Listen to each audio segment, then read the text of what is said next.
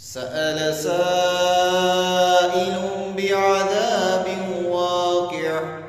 للكافرين ليس له دافع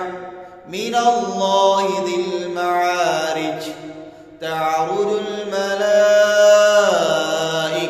والروح في يوم كان مقداره 50,000 سنة فاصبر صبرا جميلا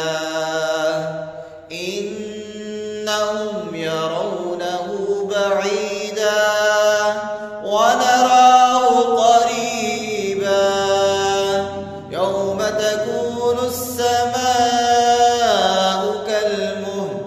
وتكون الجبال كالعهن ولا يسأل حميم حميما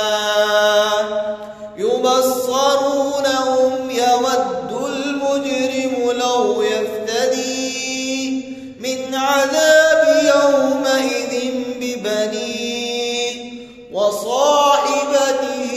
وأخيه وفصيلته التي تؤويه ومن